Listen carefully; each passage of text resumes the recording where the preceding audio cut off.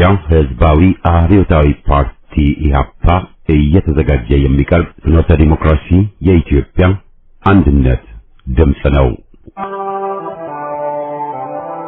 ጤና ይስጥልኝ፣ እንደምን አመሻችሁ አድማጮቻችን። ዛሬ አርብ ታህሳስ 24 ቀን 2018 ዓመተ ምህረት ነው። የደምቢ ዶሎ ዩኒቨርሲቲ ተማሪዎች የነበሩትና በአክራሪ የኦሮሞ አሸባሪዎች የታገቱት ተማሪዎች ጉዳይ እስካሁን እልባትን አላገኘም። ብዙዎቹ ልጃገረዶች የሆኑት እነዚህ የአማራ ወጣቶች ከታገቱ አርብ ታህሳስ 24 ቀን 2188 ቀናት አለፋቸው። የወጣቶቹ ሰቆቃ ያብቃ እንበል። እስከ መቼ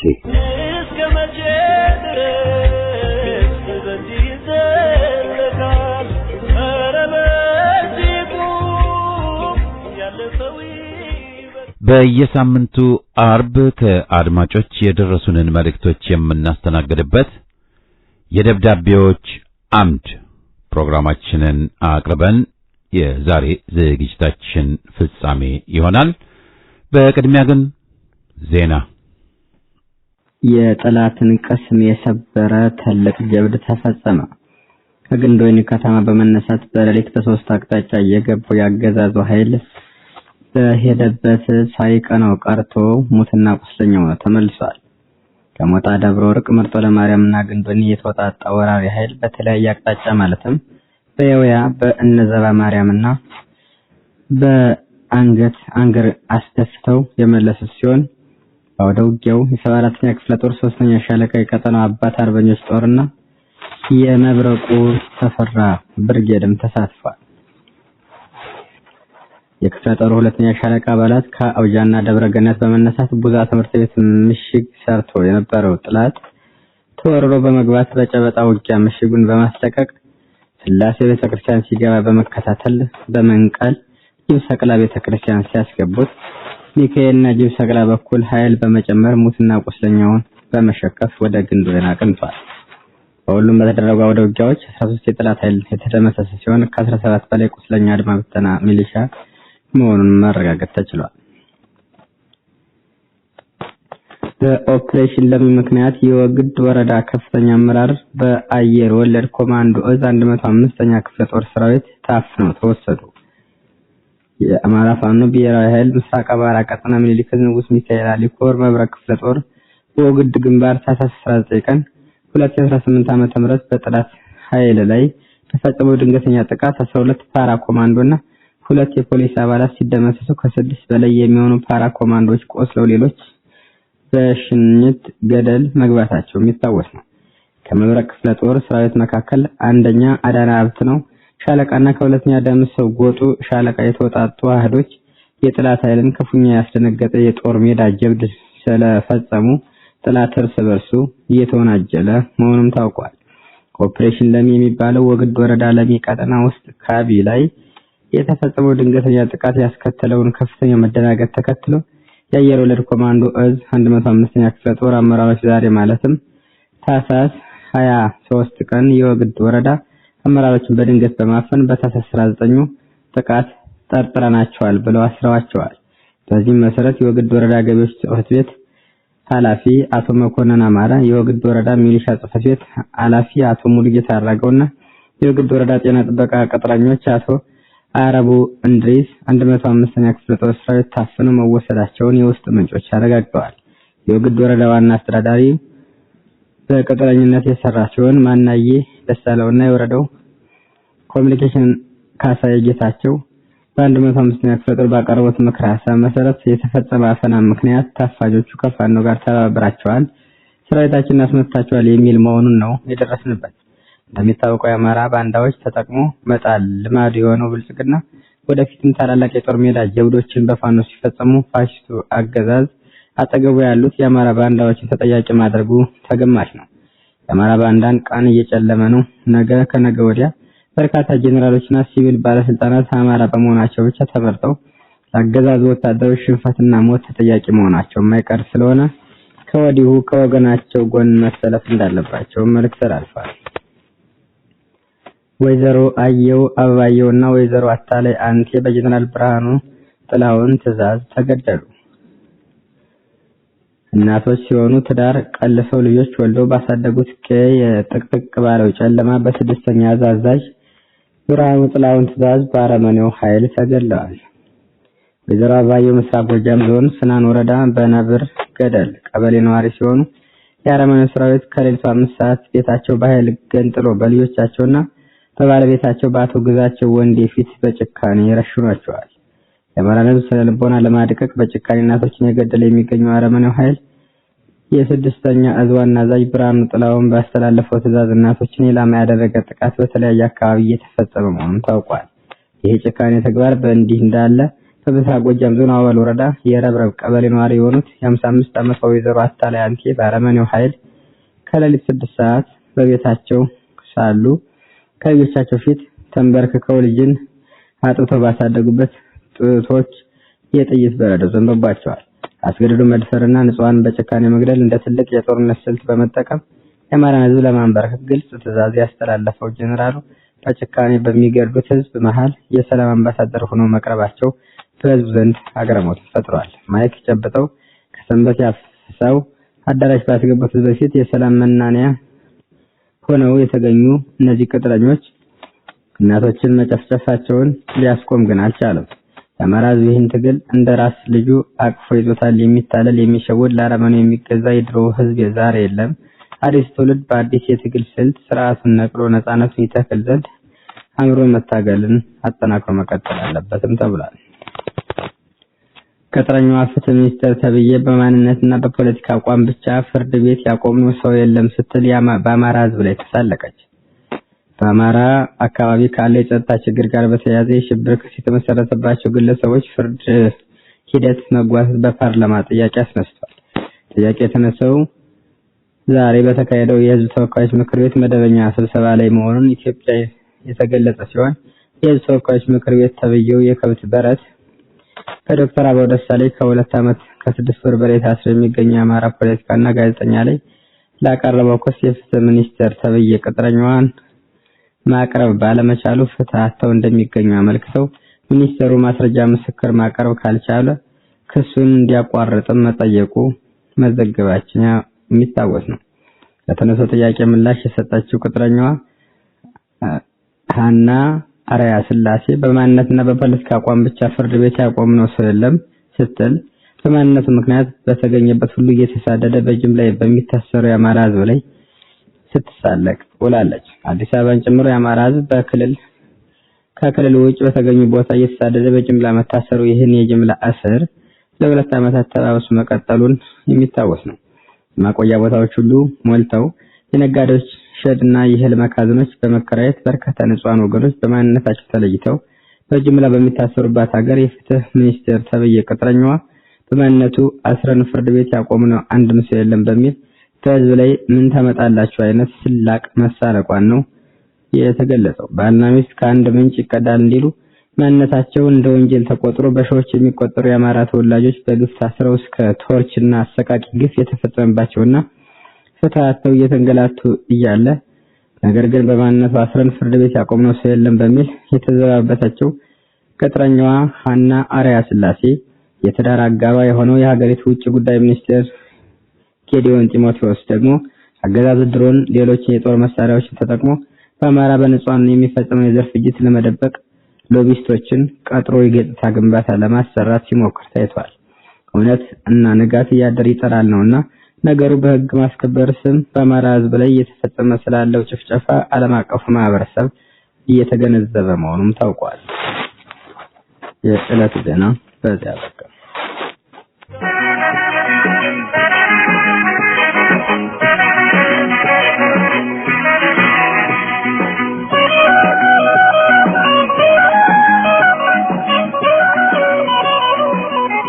ደብዳቤዎች አምድ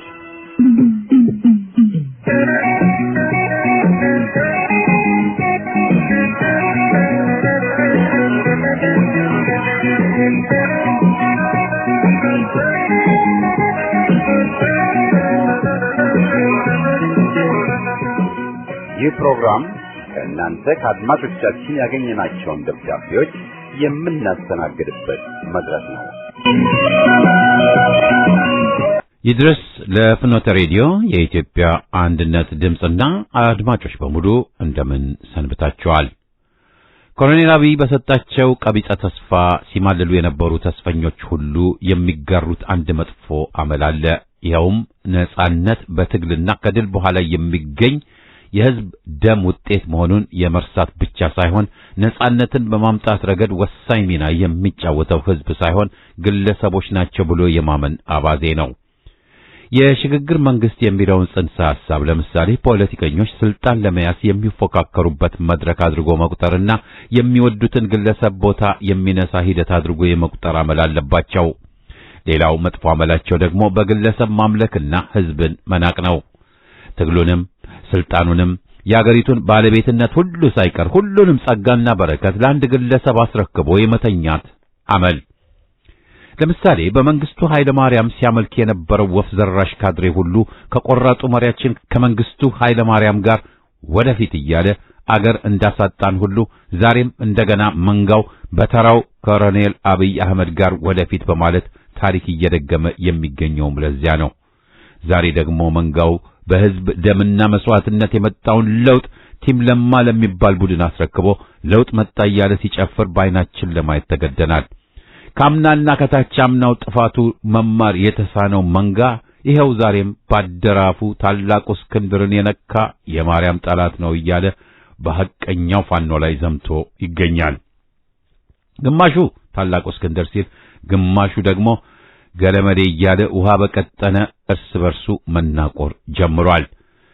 ሌላው መክዳት አመዱ የሆነበት ኮሎኔልም ወያኔን በከዳ በማግስቱ ለማን ከድቶ ከዚያም ኢሳይያስን አሁን ደግሞ ሁሉንም የኛ ሙሴና ሲል የነበረውን መንጋ ጨምሮ ማለት ነው ከድቶና አገሪቱንና ህዝቡን ባዶ አድርጎ ለመውጣት እያኮበኮበ ይገኛል። በመሰረቱ ድሮም ቢሆን ኮሎኔሉ የሚታወቀው በአስተዳደር ጥበቡ ሳይሆን ጓደኛና ወዳጆቹን ተራ በተራ በመክዳት ነው። ሌላው የሚታወቅበት ጥበብና ችሎታም ሌላ ሳይሆን ሰባት ወጭት ጥዶ ሰባቱንም አሳርሮ ህዝብን ጦም በማሳደር ነው። የድሃው ቤት ካናቱ ላይ እያፈረሰ እመኑኝ አገሪቱን ለልማት በልማት እያደረኳት ነው እያለ ሲዋሽ ይውላል። ዝናብ እንኳ ሳይቀር ለአገሪቱ እንደ ፈጣሪ ማዘንበው እኔ ነኝ የሚል ቀዳዳና ግብዝ ሰው መሆኑን አገር ያወቀው ፀሐይ የሞቀው ሐቅ ነው። ያውም ሰው ከሆነ ከሁሉ በላይ አብይ አህመድ ያው ማስቀጠል የሚፈልገው ዘር ተኮር የሆነውን የወያኔን ስርዓት ነውና በስልጣኑ ብዙም የሚያመሻ ለመሆኑን ራሱን አውቆታል። ይህ ሆኖ እያለ ግን አሁንም የሚነግረን የለውጥ ሐዋርያ እንደሆነ ነው። ግልገሉ አምባገነን ለማንም ለምንም ግድ የሌለው ራስ ወዳድና መርህ የሌለው አረመኔ መሆኑን ድፈል ዓለም ያውቀዋል። ልክ ወያኔዎች እኛ እስካልገዛናት ድረስ ኢትዮጵያ መፍረስና መበጣጠስ አለባት በማለት ዛሬ ለትግራይ መገንጠል እየታገሉ እንዳሉት ሁሉ ኮሎኔሉ ምን ያልገዛዋት አገር ትበጣጠስ ባይ ነው። ቀጥሎም በማንኛውም መስፈርት ዘረኝነት የተወገዘ ልምድና ባህል መሆኑ ይታወቃል። ወያኔ የወደቀው በሌላ ሳይሆን በዚህ አመሉ መሆን መታወቅ አለበት።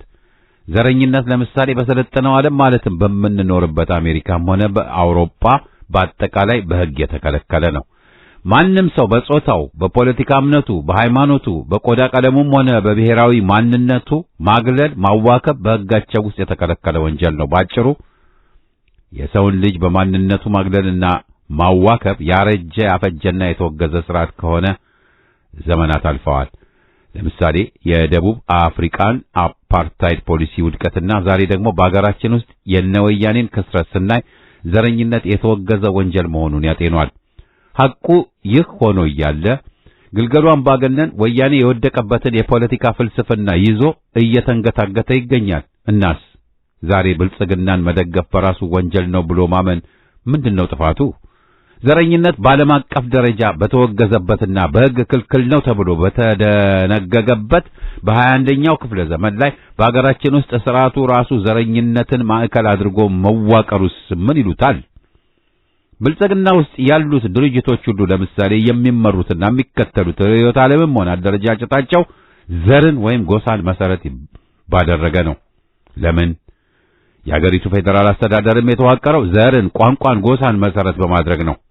ቀጥሎም በአገሪቱ ውስጥ አለ ተብሎ የሚታመነው ስርዓተ መንግስት ወይም ኮንስቲቲዩሽን አገራችንና ህዝባችንን ለመበታተል የተቀመረ የወያኔ የእጅ ሥራ ነው። ታዲያ ብልጽግና እየተመራበት የቀጠለው ስርዓት ድርጅታዊ አወቃቀርና የጎሳ ፍልስፍና ያው ወያኔያዊ ከሆነ ለውጡ ምኑ ላይ ነው ብሎ በመጠየቁ በራሱ ለእስርና እንግልት የሚያበቃ ወንጀል መሆኑን ስናይ ደግሞ በጣም የጉደኛ አገር ናት ያለችን የሚያሰኝ ጉዳይ ነው።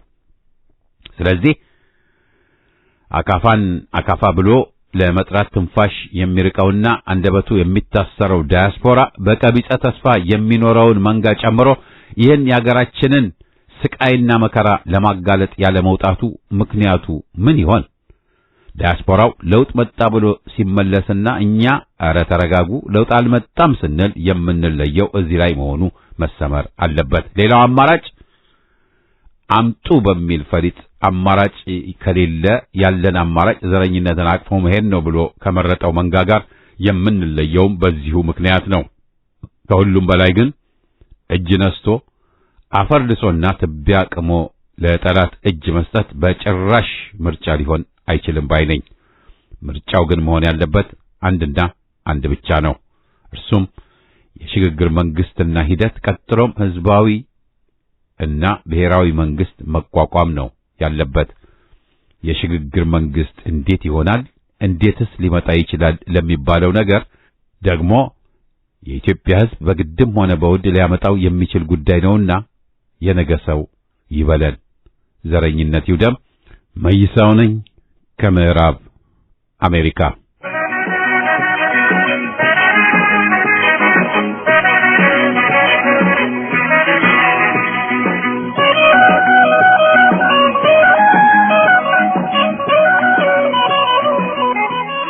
በፍኖተ ዲሞክራሲ የኢትዮጵያ አንድነት ድምጽ ሬዲዮና አድማጮቹ ሁሉ ሰላምታዬ ይድረስ። የብልጽግና መራር ምጸት ገድሎ ፍትሃት የመስጠት ብሂል የቀውስ ጌታው ብልጽግና በዘር አጥፊነቱ አንቅሮ የተፋውን ህዝብ በወሬ ጦርነት መሸንገል እንጂ ማሳመን አልቻለም። እናም ከቀውስ ተወልዶ በቀውስ አድጎ ዛሬ የህልውና ስጋት የሆነው ብልጽግና እድል ፈንታው መወገድ ብቻ ነው።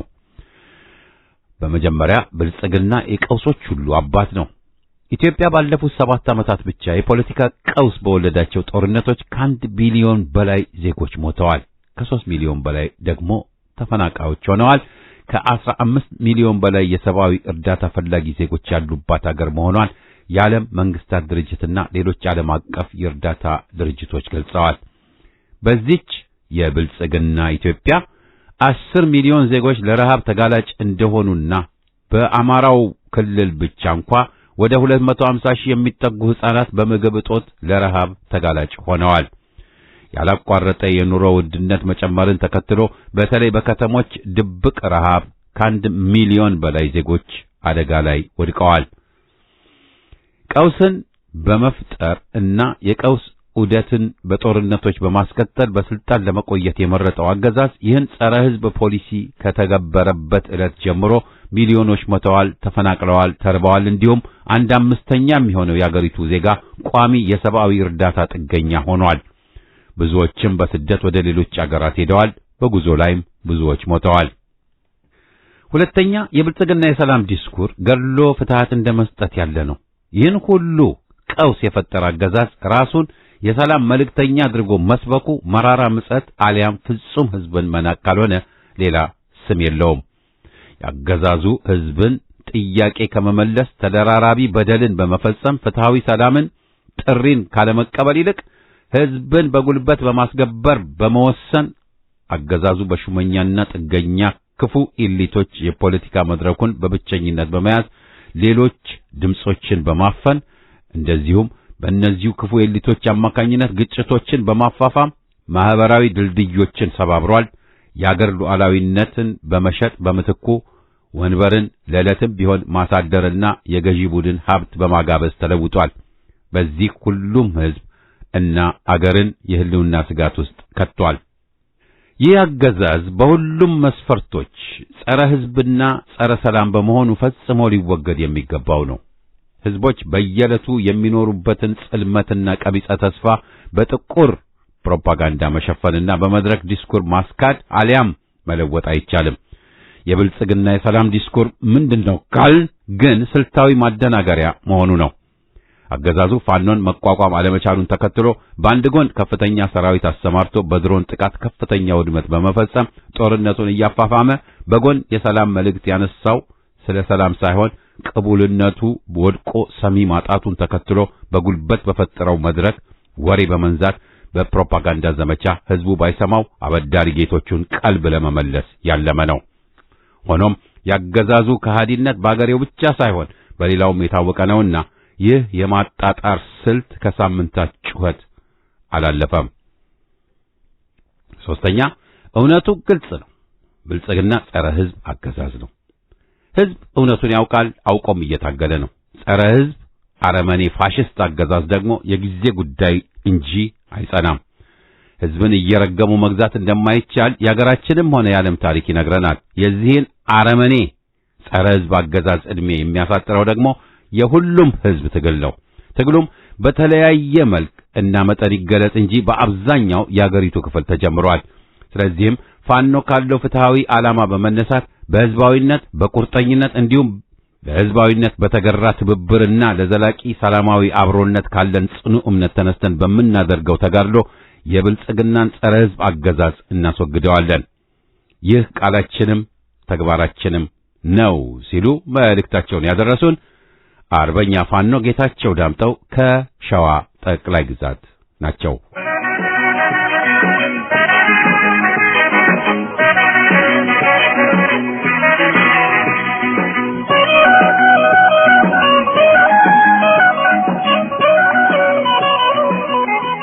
ሰላም ጤና ይስጥልኝ። ውድ የፍኖተ ዲሞክራሲ የኢሃፓ ራዲዮ አድማጮችና አዘጋጆች እንደምን አመሻችሁ። የዛሬው መልእክቴን ስልጣንና አብይ የሚላቀቁት በሞት ብቻ ይሆናል እያልኩ መልእክቴን ጀምራለሁ። ውድ አድማጮች ሆይ ስልጣን ይዞ ህዝብን አገርን በአግባቡ ካልመሩ ተመልሶ እንደ እሳት ራሳቸውን ይለበልባል።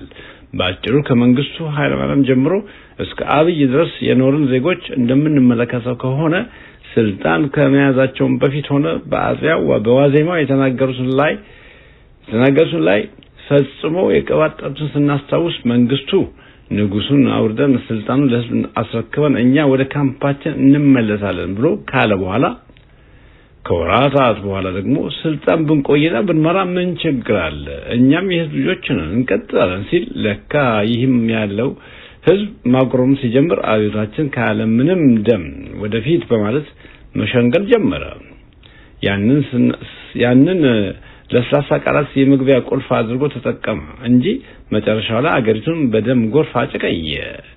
አብዛኛው ወላጅም ለቅሶ እንዳይቀመጥ ከለከለ።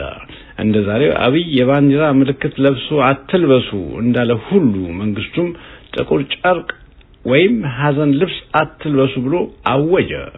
ታዲያ ያን ንጹሃን የደም ጎርፍ መጨረሻው ላይ እሱንም በዝምባብዌ ላይ ጣለው። ከዚያም አልዋሽም ባዩ ወያኔ መጣና አገሪቱን እንዳሻቸው በጎሳና በዞን ከፋፈለ። በዘርና በሃይማኖትም ጣልቃ ገቡ። እነሱም አመጣጣቸው ኦርቶዶክስ ቤተሰብ ቢሆንም የዛ ሃይማኖት ተከታዮች አጥብቀው አገርና አንድነትን ይወዳል፣ ምድርን መሆን አለበት በማለት ቤተክርስቲያናቱ ከመስቀል ባሻገር በታጠቁ ካድሬዎች እንዲመራ አደረጉ። ዳሩ ድንበር በተመለከተ ያ የተፈረደበት አማራ መሬት ለሱዳን አሳልፎ ሰጡ። ወልቃይትና ራያንም ለራሳቸው ቆረሱ። የኤርትራንም የባልና ሚስትነት ፍቺ ያህል ክብደት ሳይሰጡ ነፃ አገር ናቸዋል ሲል እውቅና ሰጣቸው። ይህ ሲገርመን መንፈቅ ሳይሞላ አሰብን ወደብ እኛም የቀሩትን ብሔሮች አማራን እንዳይነሳ አድርገን ታላቋ ትግራይ እስክንመሰርት ድረስ አሰብን በአድራ መልክ ለኢሳያስ እንካ ብሎ ቁማር ተበልቶ በገዛ እጃቸው ባህሩን ከውስጥ ቆርቆሮ በተመለከተ በኩል ከዓለም ጋር መገበያየት ጀመሩ። አገሪቱን ተንኮላቸውን የተረዳው ሰው አይናችሁን ለአፈር አለ። እነሆ ዛሬ እግዚአብሔር የሥራ ድንቅ በመሆኑ ተመልሶ በኢሳይያስ እግር ወደቁ። ግማሹ ከነፊታቸው ሲያሸልቡ፣ በሕይወት ያሉ ግን በኢሳይያስ ስር ወደቁ። ኢትዮጵያን ለማውደም ያሴሩ ሴራ ራሳቸውን ማወደማ። አገሩና ሕዝቡንም የከዳ ሁሉ የሚከፍለውን ዋጋ እየከፈሉ ቢሆንም እንደ እውር ላሳደጉት ለኦሮሞማ አውሬ አሳልፈው የሰጡ ቢሆንም ያም ሆኖ ይሄኛውማ ለወያኔ ሌላኛ የፖለቲካ ኪሳራ ሆነባቸው። ነገር ግን እነሱ ሲያስቡት አብይ የኛውን አጀንዳ ያስፈጽማል ግምት ቢኖራቸውም አጅሬ ግን አማራም ሆነ ትግሬ ለስልጣኔም ሆነ ለኦሮሞ ሕዝብ ጠንቅ ናቸው በማለት እንዲሁም ከአማራ በፊት እነሱ ላይ ዘመተ፣ እንደ ባብ ቀጠቀጣቸው። ተመልሶ ያም ሁሉ ፈጽመው ግማሾቹ አሁንም በሱ ስር ናቸው። አማራን በአማራ አሁዳሞች እያስፈጸመ በዚሁ ህዝብ ላይ የቦምብ ውርጅብኝን እያዘነበ ይገኛል። መቼስ ላይ ደግስ አይጣላም እንዳሉት ሁሉ የአብይን ስልጣን ህልም በሰባት አጋሳስ ጀነራሎች ቢከበብም በአማራ ፋኖ በጀመረው ትግል ነው የአብይ ስልጣን ነገር ጥያቄ ላይ ወድቆ ዛሬ ተሳስቻለሁ ይቀር በሉኝ ሁሉ ትቶ በየቀኑ የጦርነት ከበሮ ሲደልቅ ይውላል። የሱም የጦርነት ሙዚቃ ዓለም በሙሉ ሰምቶታል። እሱ ለበለጠ ጥፋት አዘጋጁኝ ምረጡኝ እያለ ሲዘጋጅ እየሰማን ነው። ለኔ እንደሚመስለኝ ከሆነ የምረጡኝ ተማጽኖ የአገር ማፍረስና አሉ የሚባሉ ወገኖችን ገድዬ አልጨረስኩምና በምርጫ ስም ሌላ እድል ስጡኝ ከማለት ሌላ እሱ ከእንግዲህ ወዲህ አሁንም እየሰራ ካለው ሰቆቃ ውጪ ሌላ ምን ተአምር ሊሰራ ሲሉ ይህን መልእክት የላኩልን ማሰንቆ ግርማ ከኤድመንተን ወጣ ናቸው።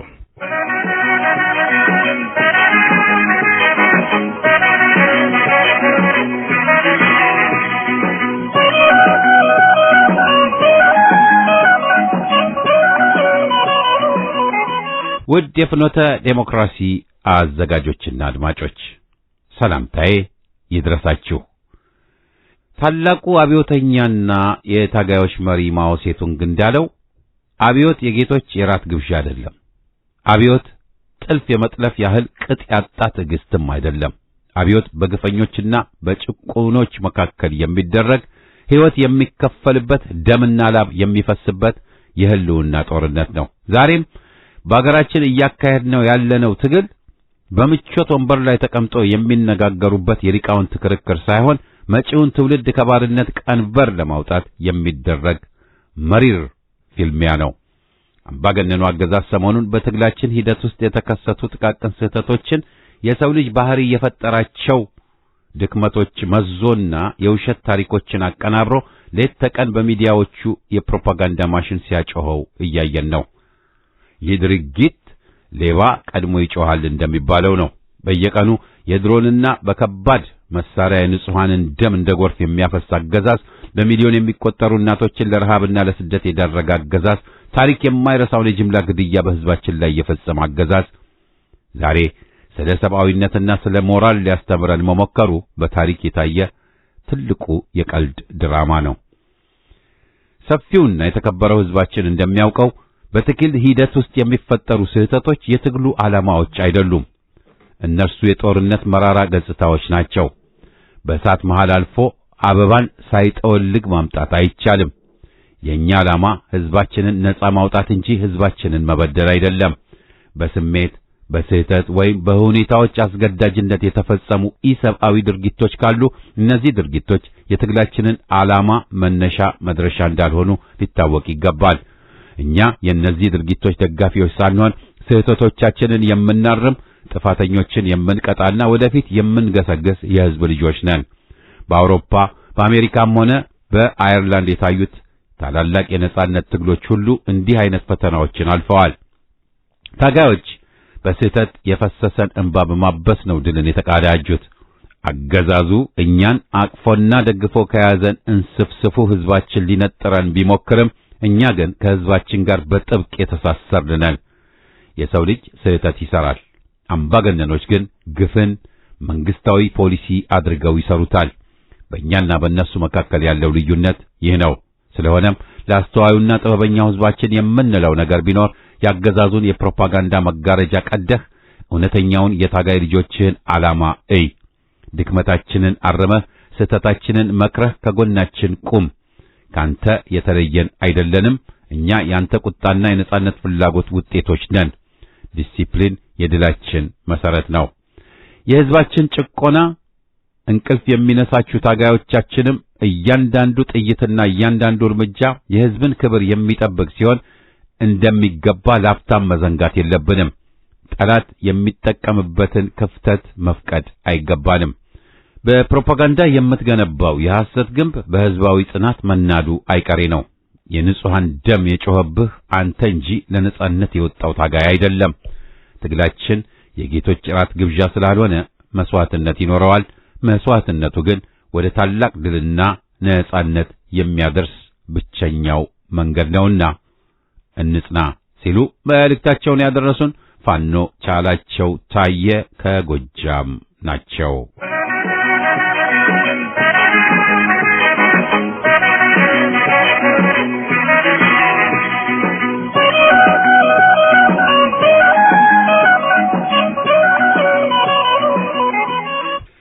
ሰላምታዬ ለሬዲዮ አዘጋጆችና ለአድማጮቹ ይድረስልኝ። ረሃብ ዋይ ዋይ ሲሉ የረሃብን ጉንፋን ሲስሉ እያዘንኩኝ ባይናይቼ ምን ላድርግ አለፍኳቸው ትቼ። ወይ ማማ ወይ አባባ ብለው ሲሉ ሆዴ ባባ አስጨነቀኝ ጭንቀታቸው። ምን ሶኜ ምን ላርጋቸው ሳያቸው አይኔ አፍጥጦ ተለየኝ ልቤ ደንግጦ። ተብረከረከ ጉልበቴ ምን ላድርግ ዋ ድህነቴ። በረሃብ ስቃይ ቸነፈር ግማሽ ጎኔ ሲቸገር ክው ብሎ ደርቋፋቸው የእግዚአብሔር ውሃ ሲጠማቸው። በዱራምባ የፈሰሱ ለአቅመ አዳም ያልደረሱ ሁሉም ሕፃን ልጆች ናቸው። ምን ሶኜ ምን ላርጋቸው። ተአምር ነው የአምላክ ሥራ መቼ ያልቃል ብናወራ። አንዱን ጎርፍ አጥለቅልቆት ሌላው ያልቃል በድርቆት። በዚች ከንቱ ድልድል ዓለም መቼም ጠገብኩ የሚል የለም። የተገኘውን እንስጣቸው ቸርነቱን አንንሳቸው። ይብላኝልኝ ለእናታቸው አዘንኩኝ ለአባታቸው። ከሕፃን ጋር ተንገላተው የሚይዙት ነገር አጥተው እምድር ሰማይ ሆኖባቸው ሰማይ ጥላ ነፍጓቸው። በረሃብ ስቃይ ተጨነቁ ተሰደው አገር ለቀቁ። ሳር ቅጠሉ ደርቆባቸው እምቧይ ያሉ ከብቶቻቸው ተበታትነው በያሉበት ወድቀው ቀሩ እንደ ዘበት። ይህንን ዜማ የምንወደው ጥላሁን ገሰሰ በድምፁ፣ ኮሎኔል ሳህሌ ደጋጎ ደግሞ በግጥም ዜማና ሙዚቃ በማቀናበር ለ1966 በየካቲት አብዮት ማግስት አየሩን የሞላው አሳዛኝ ዜማ ነበር። ከዜማው ሽያጭ የተገኘው ብርም ለወገኖቻችን ረሃቡ እንዳይጠናባቸው ማስታገሻም ሆኗል። ደራሲውም ድምፃዊውም ረሃቡን እልቂት ከአምባው ደርሰው በበረቱ አይናቸው እያዩት እንደነበር ሁለቱም ይናገራሉ። ይሁሉ ሲሆን አፍጦ ከነኮተቱ ብቅ ያለው ረሃብና ጠኔ ድንገት ባንድ ምሽት የሆነ ክስተት ሳይሆን የደላቸው ባለስልጣናቱ እልቂቱን በመደበቅና በመሰወር ረሃብተኞቹ በጽኑ ሳይጎዱና ቀያቸውን ሳይለቁ እርዳታ እንዳያገኙ በመሰወራቸው ነበር። ባለስልጣናቱ አገሬው እንዴት ተራበ ብለው ያውሩ? የሰው ልጅን መራብ እንደነውር ቆጥረውት ይሆን? አካባቢው ለም መሆኑን ለማሳየት ንጉሱ ወደዚያው ለጉብኝት ዘልቀው በነበረ ጊዜ የወሎ እንደራሴ የነበሩት ለገሰ በዙ የሚባሉ ቄጠማ ጎዝጉዘው አቀባበል አደረጉ ሲባል የአብዮት ማግስት ወሬ እናዳምጥ ነበር። ስደቱንም በሚመለከት የወሎ ሕዝብ መሰደድ ልማዱ ነው ብለው ፌዝ የተቀላቀለበት መልስም ሰጡ ሲባልም ሰማን። ኃላፊነትና ስልጣን በዋዛ ፈዛዛ ስርዓት ሲገለጽ እንዲህም አይደል? ድርቅ ተፈጥሯዊ ነው፣ በአንድ ምሽትም አይከሰትም። ለድርቁ መባባስም የሰው ልጅ ተፈጥሮ በለገሰችው ሀብት ላይ አላግባብ ለመጠቀም በሚያደርገው እንቅስቃሴም በጥፋተኝነቱ ከአባባሽ ምክንያቶች ውስጥ ተጠቃሽ ነው። ድርቁ በተፈጥሮ አፍጦ ከመምጣቱ በፊት የቀይ መብራት ምልክቶች ሞልተውታል። ክፉና ደንታ የሌለው ያገዛዙ የመንግስት መዋቅር ሰዎች ግን ስራቸውን በአግባቡ አይወጡትምና ሕዝብ ለረሃብና ቸነፈር መጋለጡ አይቀሬ ነው። ረሃብ በእንግሊዝኛ ቋንቋ ስታርቬሽን ለምንለው ተመጣጣኝ ትርጉም ይሁንልኝ። አርእስቴን ማንሳቴ በጥልቀት ልንሸራሸርበት ሳይሆን እንደው ችግሩ ስር እየሰደደና ወደ ሰፊው የህብረተሰብ ክፍል ተሰራጭቶ ወደ ሞት የሚያጣድፈን ክስተት ለመሆኑ መጠነኛ ግንዛቤ ለመጫር ነው። አንድ ጸሐፊ ቆየት ባለ ጊዜ ልብን በሚነካና እጥር ምጥን ባለና ሰው ሁሉ ሊረዳው በሚችል ወደ ሞት የሚያጣድፈንን ሁነት እንዲህ ሲሉ ስለ አስከፊውና አሰቃቂው የረሃብ ውጤት ይገልጹታል። መሰረተ ሐሳቡን ሳይለቅ ወደ አማርኛ አቅሜ የፈቀደውን ያህል ሞክሬ እንዲህ መለስኩት። ከዚህ ቀደም ባሉ ጥቂት ወራቶች በአንዱ በአማራ ክልል በዋግ ኽምራ በረሃብ የተጠቁ እናቶችና ሕፃናት ምስላቸው በገሃድ በማህበራዊ መገናኛ በታየበት ወቅት የደብዳቤ መልእክቴም ረሃብ ሰውን ምን እንደሚያደርገው ለሬዲዮ ልኬው ተነቧል። ልድገመው። የረሃብ ሰለባ የሆነ ሰው ኃይልና ጉልበት ለማግኘት ሲል ሰውነቱ ቀደም ሲል ያከማቸውን ስብ ያዳበረውን ስጋና ህብረ ህዋሳቶች እያቃጠለ መጠቀም ይጀምራል። በሌላ አነጋገር ራሱን በራሱ እየበላ በፍጥነት አካሉን ያመነምናል። ኩላሊቶች፣ ጉበትና የተለያዩ ቅመሞችን በማዘጋጀት ለውስጥ ስሪት እንቅስቃሴያችንን የሚቆጣጠሩት ኢንዶክራይን ስርዓት መደበኛና ጤናማ ስራቸውን ለመፈጸም ይዛባሉ። አንጎላችን ለሚያከናውነው ኬሚካላዊ ለውጥ የሚያስፈልገው ካርቦሃይድሬት በሚባለው አልሚ ምግብ እጥረት ይመታና በድካም ስሜት በመጭበርበርና በመደናገር አካላችን አቅሉን ይስታል። አካላችን በሽታን የመቋቋም አቅሙ ይቀንሳል። ተጠቂው ሰው ህልውናው ሊያከትም ሊሞት ይጣደፋል። ረሃብተኛው ሰው የሰውነት ክብደት መጠን በአንድ ሶስተኛ እጅ በፍጥነት ይሸሸውና ይሟሻል። ይህ የሰውነት ክብደት መቀነስ ከነበረን ክብደት 40 በመቶ ያህል ከደረሰ ሞት አይቀሬ ክስተት ሆኖ ይመጣል። ረሃብ ድምፅ አልባ ጦርነት ነው። ሳያስተጋባ ጣረ ሞት ይበዛዋል። እያንገላታህ ተራ በተራ የጠናባቸውን ይጥላል። እንደ መደበኛው የሰው ልጆች ጦርነት በየአውዱ ጥይት ድምፅ አያፏጭበትም፣ መትረየስ አይንጣጣም፣ ፈንጂ አይጮህበትም፣ ታንክ አይሽከረከርበትም፣ መድፍ አያጓራበትም፣ የጦር ጀቶች አያንባርቁበትም፣ ወዘተ ወዘተ። በመሆኑም የመገናኛ ብዙሃንን ትኩረት ስቦ አየሩን በወሬ ሞልቶት ወሬው የትም አይሰራጭም። ምናልባት የረሃብ ወሬው የሚናኘው ችግሩ ጠንቶ እዚህም እዚያም ፈንድቶ ሰው ቀየውን ለቆ በስፋት ሲሰደድና ከፍተኛ አሰቃቂና ለማመን የሚከብድ ደረጃ ከደረሰ በኋላ ግን ሊሆን ይችላል። ዛሬ ላይ ገሃድ ምስላቸው በቪዲዮ ተቀርጾ የወጣውን በትግራይ በየመጠለያው እየሰማንና የምናየው ይሄው ነው። በሌሎችም ያልተደረሰባቸው መጠለያዎችም ሆነ ሰላም የራቃቸው የገጠሩ ክፍሎች ሁኔታው ከዚህ የተለየ አይሆንም። የ1966 የየካቲቱ አብዮት መፈንዳት በዋነኛ ተጨባጭ ምክንያት ከሚጠቀሱት ያለፈውን በረሃብ የተጎዱትን ወገኖች አብዛኛዎቻችን ያየነው በፎቶ ነበር። የቴሌቪዥን ስርጭት በነበረበት አዲስ አበባና አካባቢው ምስሉን በገሃድ ተመልክተውት ደንግጠውና አቅላቸውን አዙሮት ነበር። የደርጉ ዘመን አገዛዝን 1977 ዓመተ ምህረት ደግሞ ዓለምም ሕዝብ የተቀረጸውን ምስል አይቶ የተሰራውን ሥራ ሰርቶ አገርንና ሕዝቡን በዓለም መድረክ ገጽታ መጥፎ ስም አሰጥቶ አልፏል።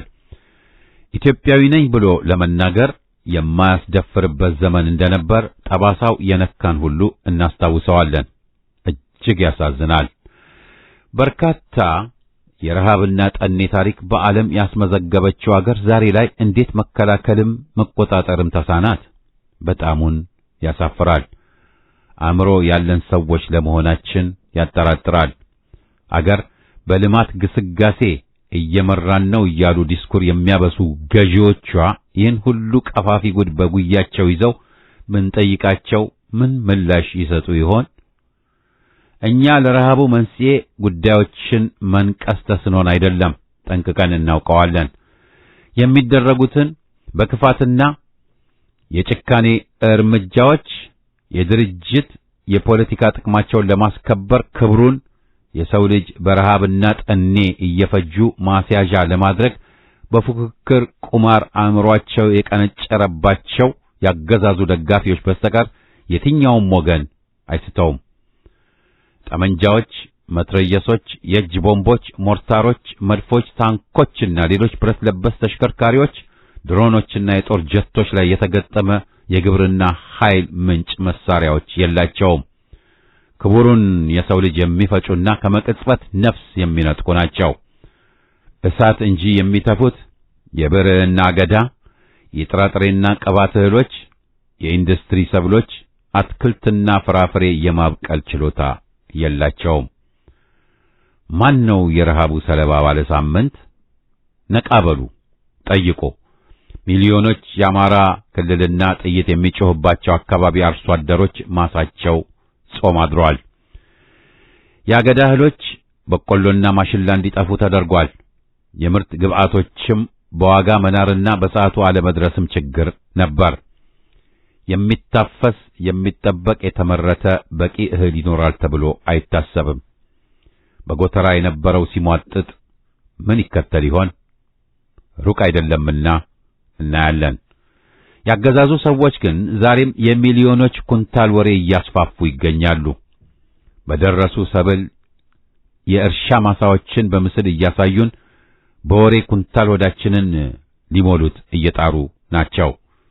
የነገውስ የረሃብ ሰለባ ተረኛዎችስ የትኞቹ የማህበረሰብ ክፍሎች እንደሚሆን አይታያችሁምን? ሰለሞን ታምሮ አየለ ነኝ ካለሁበት።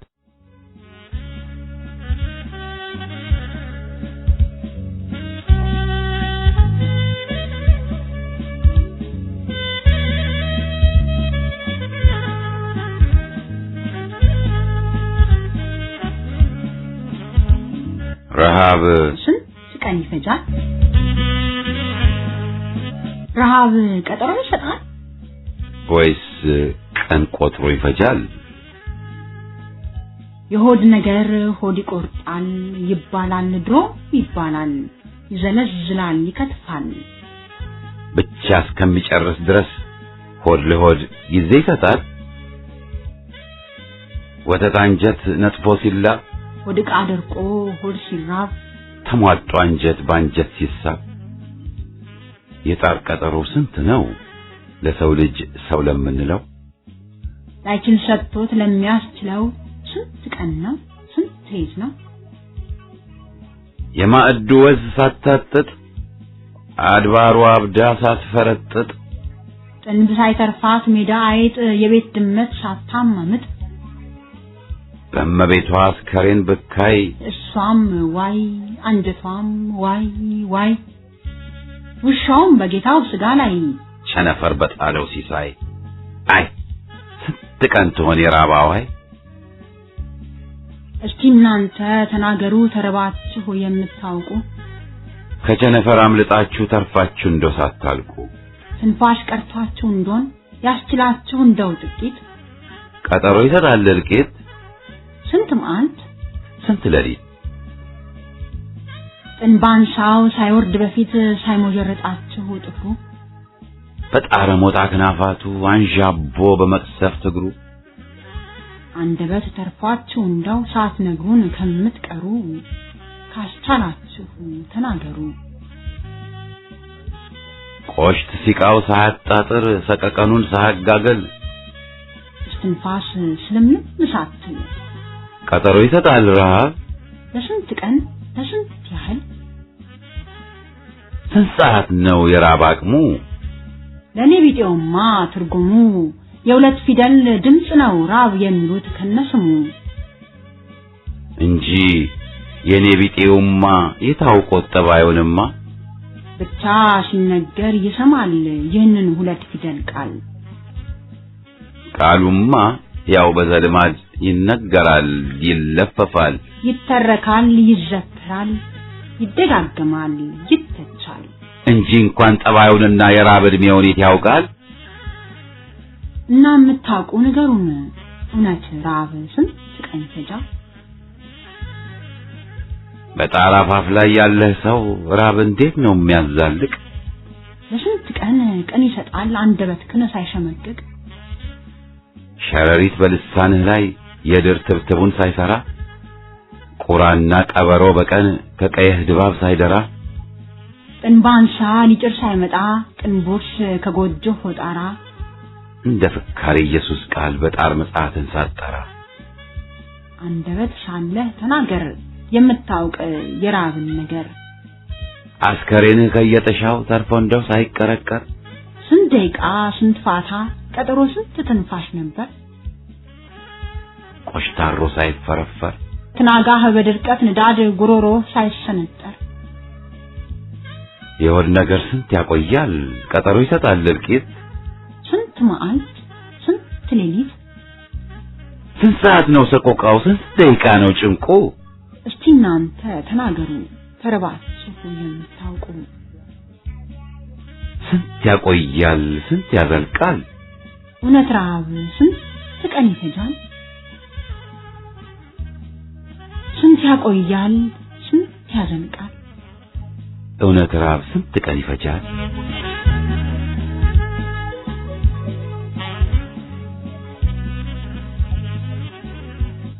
አድማጮቻችን የደብዳቤዎች አምድ ፕሮግራማችን በዚሁ ይጠቃልላል ሳምንት አርብ እስከምንገናኝ ደህና ቆዩን